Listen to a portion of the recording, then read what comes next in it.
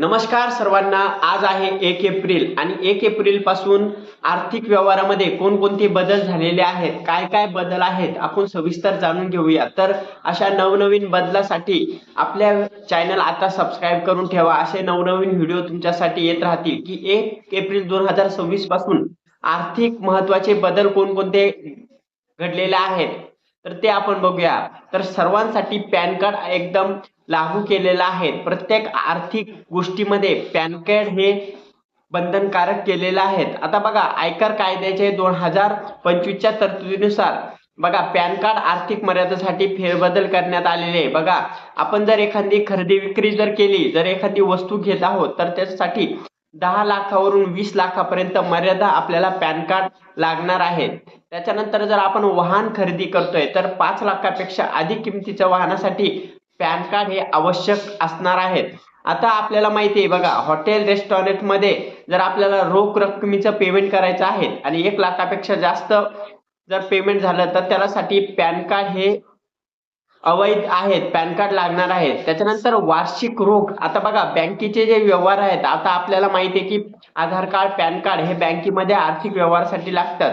पण एका वर्षात जर 10 लाखापेक्षा जर जास्त रोख रक्कम जमा झाली किंवा काढली तर अशासाठी पॅन कार्ड हे अनिवार्य आहेत. आणि आता बँकेमध्ये पॅन कार्ड हे अनिवार्य झालेलं आहे.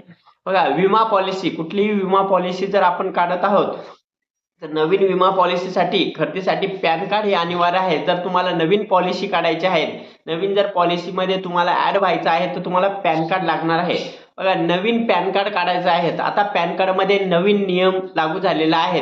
पहिल्यांदा आधार कार्डवर तुम्ही पॅन कार्ड काढू शकता, पण आता पॅन कार्ड काढण्यासाठी तुम्हाला आधार कार्ड जन्मतारखेचा जो पुरावा आहे तो आधार कार्ड म्हणून जन्मतारखेचा पुरावा चालणार नाही. त्याच्यासाठी जन्म प्रमाणपत्र, पासपोर्ट किंवा 10वी गुणपत्रक द्यावे लागणार आहे. तर या 3 याच्यामधून तुम्ही तुमचं नवीन पॅन कार्ड काढू शकतात. याच्या आधी तुम्हाला आधार कार्डवरून तुमच्या आधार कार्डवर जी डेट ऑफ बर्थ आहे, आधार कार्डवरून तुमचं पॅन कार्ड निघत होतं. पण आता तुम्हाला जन्माचा पुरावा किंवा पासपोर्ट तुमचं किंवा 10वीचं जे मार्कशीट आहे ते द्यावं लागणार आहे. तरच तुमचं जे पॅन कार्ड आहे ते तुमचं पॅन कार्ड निघणार आहे. आता पॅन कार्ड मध्ये तुम्हाला आधार नाव अचूक करायचं आहे, बरोबर करायचं आहे.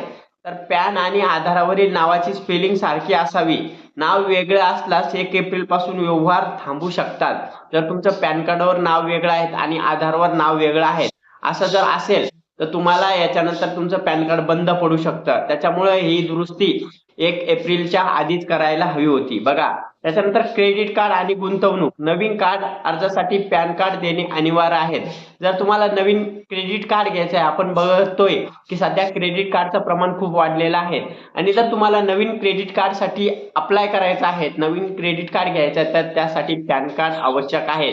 असे नववेगळे नियम पॅन कार्ड संदर्भात नवीन सरकारने आर्थिक 2026 या नवीन वर्षामध्ये लागू केलेले आहेत. यामध्ये 1 एप्रिल पासून आर्थिक वर्ष नवीन सुरू होत आहेत आणि यामध्ये पॅन कार्ड संदर्भात आपण वेगवेगळे नवीन नियम बघितले. तुम्हाला कोणकोणते नियम माहिती होते आणि तुम्हाला हे नियम कसे वाटले, यामध्ये काय सरकारने बदल करायला हवा, या सगळ्यांची माहिती तुम्ही कमेंटमध्ये नक्की टाका. असेच नवनवीन व्हिडिओ पाहण्यासाठी आता आपल्या चॅनलला लगेच सबस्क्राईब करून ठेवा. तुमच्या मनामध्ये काही प्रश्न असेल तर कमेंट नक्की करा. धन्यवाद.